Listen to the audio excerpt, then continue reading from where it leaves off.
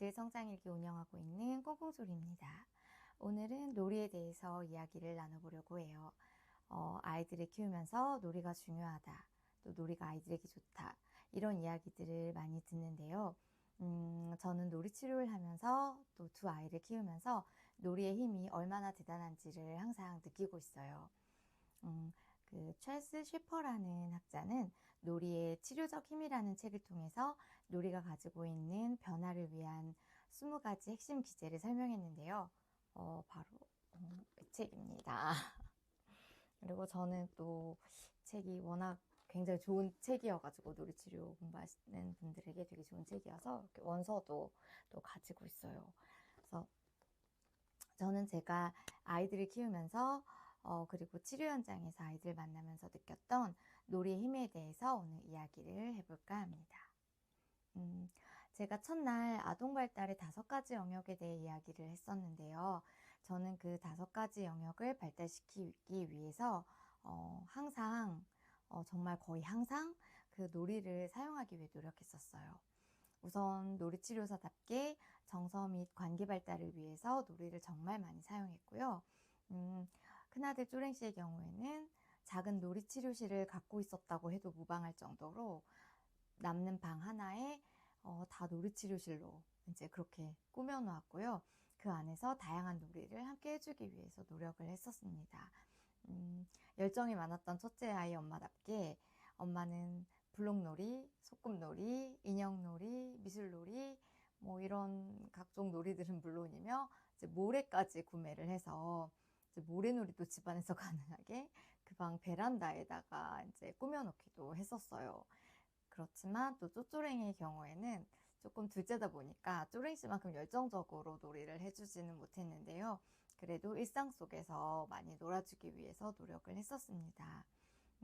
쪼쪼랭이가 어렸을 때는 저희가 좀 해외 생활도 했었고 이제 이사도 좀 많이 다녀서 그렇게 쪼랭씨처럼 또 방이 남았던 것도 아니어서 작은 놀이치료실을 꾸며주지는 못했지만 같이 뭐 목욕을 하면서 비눗방울 놀이를 해준다거나 물감 놀이를 해준다거나 그리고 제가 이제 요리를 할 때 같이 촉감 놀이를 해준다거나 쪼쪼랭이도 같이 그 요리에 참여를 이제 해본다거나 또 저희가 미국에 있을 때는 그런 다양한 놀잇감들을 구하기가 좀 굉장히 쉬워서 막 뭐 큰 박스를 구해서 자동차나 집을 만들어주고 또 블록 젤리 같은 걸 사서 같이 블록 놀이를 한다거나 이제 쿠키로 만드는 집 같은 거를 사가지고 같이 만들고 또 베란다에서 이제 소꿉놀이를 한다거나 또 바닷가가 가까웠기 때문에 바닷가에 자주 나가서 모래놀이도 하고 물놀이도 하고 그래서 일상 속에서 좀 이런 놀이를 많이 하고 정서적인 즐거움을 나누기 위해서 노력을 했었습니다. 저는 인지 발달을 위해서도 놀이를 많이 활용했는데요.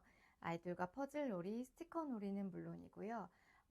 화이트보드와 자석 블록을 활용해서 아이들에게 한글 자음, 모음, 그리고 알파벳을 가르쳐 줬고요. 그리고 숫자의 덧셈, 뺄셈 같은 것을 알려주기 위해서도 이런 자석 블록을 활용했었어요. 그리고 아이들에게 자음 모음을 활용해서 뭐 가족들 이름 쓰기, 이름 만들어 보기, 본인 이름 만들어 보기, 그리고 어휘 카드를 활용해서 이제 같이 나비, 사과, 뭐 가방 이런 글자 만들어 보기 이런 놀이를 많이 했었습니다. 저희 아이들은 아직 소근육이 다 발달하기 전에 이제 한글에 관심을 가졌었기 때문에 이름을 이제 써보고 싶어 했었는데요. 그런 것들을 이제 제가 빨리 쓰게 할 경우에는 아이들이 아직 소근육 발달이 덜 되어서 글씨를 쓰는 것도 힘들기도 하지만 또 획수는 이제 좀 아이들이 마음대로 막 배우기도 하거든요. 그래서 그런 것들을 마음대로 익혔을 때 나중에 고치는 것도 좀 더 힘들 거라는 생각이 들어서 오히려 이렇게 아이들이 작은 노력으로 큰 성과를 눈으로 바로 볼 수 있는 자석 블록을 활용해서 아이들에게 글자를 가르치기 위해서 이제 노력을 했었습니다. 그리고 엉덩이 힘이 조금 더 무거웠던 쪼쪼랭이 같은 경우에는 쪼랭 씨와 다르게 이제 뭐 초등학교 저학년이나 그 전부터 사실 연산 문제집을 풀거나 단어를 외우거나 이런 거에 별로 어려움을 겪지 않았었거든요.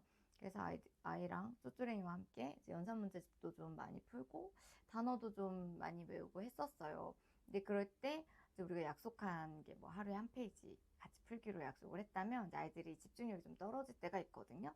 그럴 때는 같이 이제 게임을 하면서 문제집을 풀어준다거나 또 단어도 게임을 하면서 외운다거나 또 간식을 활용해서 이제 좀 즐겁게 우리가 약속한 그런 일들을 항상 마치기 위해서 노력을 했었습니다. 그리고 이제 신체 발달에서 너무나 당연하게도 놀이는 엄청난 힘을 발휘하는데요. 우리가 그냥 흔하게 말하는 애들이 놀면서 크는 거지라는 말이 아마 이 신체 발달을 가장 잘 설명하는 이야기인 것 같아요.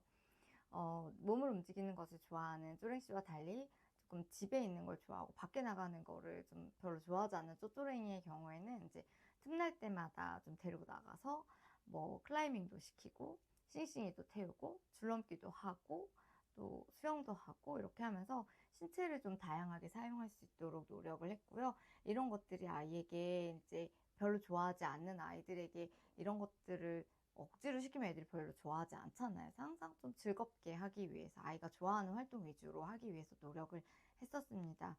지금도 아이가 좀 집에 있는 걸 더 좋아하는 아이이기 때문에 대근육 발달과 신체 건강을 위해서 좀 날씨나 뭐 대기 환경이 허락하는 한 외부 활동을 함께 하기 위해서 노력하고 있고요. 쪼랭 씨 같은 경우에는 이제 알아서 자기가 좋아하는 활동과 운동을 찾아서 하고 있지만 쪼쪼랭이는 이제 본인이 원하는 놀이처럼 즐길 수 있는 운동을 좀 찾아주고 있어요. 그래서 얼마 전까지는 축구를 했었고 이제는 좀 배드민턴을 배워보고 싶다고 해서 쪼쪼랭이 의견을 존중해서 배드민턴을 배우고 있습니다. 그리고 지난 주말에는 스킨스쿠버 다이빙도 저희 가족들이 체험을 하고 왔어요. 언어 역시 놀이를 통해 자극시키고 발달시킬 수 있다고 생각을 했는데요. 외국어를 가르칠 때도 놀이를 통해 접근하는 것이 학습적으로 접근하는 것보다 아이들에게 훨씬 쉽고 편하게 다가갈 수 있을 것이라고 생각했기 때문에 뚜랭 씨의 경우 어렸을 때부터 영어로 자장가를 틀어주었고 미디어를 보여줄 때도 아직 한국어로 된 미디어를 찾기 전에는 영어로 된 미디어를 보여줬었습니다. 모국어를 완벽하게 하기 전에 외국어에 노출을 시키는 것에 대해서 이제 의견이 분분하다는 것을 알고 있기 때문에요. 이런 부분은 부모님께서 이제 아이를 잘 관찰하셔서 아이의 발달에 맞게 접근하시는 게 좋을 것 같고요.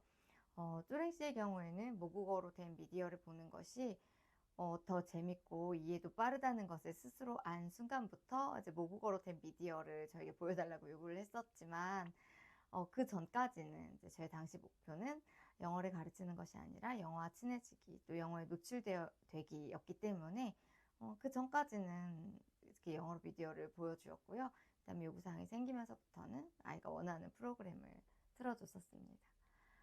그리고 우리 쪼랭 씨 4세 때에는 이제 4세 엄마들끼리 모여서 품앗이 육아라는 것을 했었어요. 이제 4세 아이 4명이서 이제 매주 돌아가면서 엄마들이 각각 이제 수업을 진행했는데요. 뭐 이제 요리 수업, 한글 수업, 미술 수업, 영어 수업을 놀이로 했었습니다. 아이들이 굉장히 좋아했고요. 모든 수업은 당연히 다 놀이로, 뭐 요리 수업, 미술 수업은 당연히 놀이로 했었겠고요.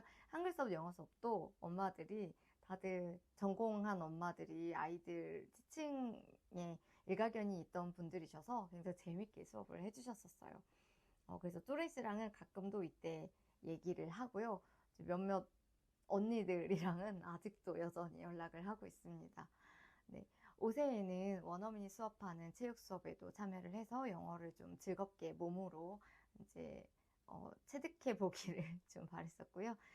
쭈레 씨의 경우에는 제가 느끼기에 이제 학습식 접근보다는 놀이식 접근이 더 맞겠다고 생각했었기 때문에 영어 유치원을 선택할 때도 이제 놀이 위주의 활동이 더 많은 영어 유치원을 선택했었습니다. 쪼쪼랭이의 경우에는 쪼쪼랭이가 좋아하는 책을 좀 영어로 많이 읽어줬고요. 또 영어로 스스로 제가 이제 많이 읽어주다 보니까 아이가 어느 순간 이제 외우잖아요. 그러니까 자기가 이제 보고서는 막 엄마가 했던 것들을 이제 만들어서 막뭐 읽어보게도 했었습니다. 열정 가득했던 쪼랭 씨와는 다르게 이제 쪼쪼랭이의 경우에는 아기 때 영어 노출을 많이 시켜주지는 못했어요. 근데 저희가 이제 만 3세경부터 미국에서 생활을 했기 때문에 이제 쪼쪼랭이가 새로운 언어나 환경 그리고 낯선 문화에 좀 스트레스를 덜 받을 수 있도록 주 2, 3회 정도 반나절씩만 프리스쿨에 좀 보냈고요. 사실 비용적인 부분도 문제가 되었기 때문에 그렇게 등원을 시켰었습니다. 그리고 남은 시간은 이제 저랑 도서관을 가거나 문화센터를 가거나 키즈카페 가거나 이렇게 되면서 다니면서 문화나 언어를 조금 더 엄마를 통해서 편하게 접할 수 있도록 노력을 했었습니다. 사회성의 경우에는 제가 우리 아이들에게 사회성 발달을 위해 놀이를 따로 사용했던 것은 아니었지만요. 아이들은 놀이를 통해서 또래들과 더 쉽게 관계하며 가까워질 수 있어요. 물론 이제 제가 이제 아이들 관계를 하기 위해서는 놀이를 많이 사용을 했고, 그것도 일종의 사회성 발달이라고 볼 수 있을 것 같아요. 네. 저는 이제 종종 놀이를 잘하는 친구들이 친구들 사이에서 인기도 많고 리더 역할도 하는 경우를 쉽게 관찰하는데요. 아무래도 잘 놀고 유쾌한 사람을 좋아하는 것은 아이나 어른이나 다 같은 마음인 것 같습니다. 놀이는 정서, 신체, 인지, 언어 발달의 모든 영역에서 엄청난 힘을 발휘하지만 사회성과 관련된 어려움이 있는 아이들의 경우 그 이슈를 놀이치료실로 가져오기도 해요. 그럴 때 치료사는 놀이를 통해서 아이에게 어떻게 친구와 관계할 수 있을지 도움을 줄 수 있기도 합니다.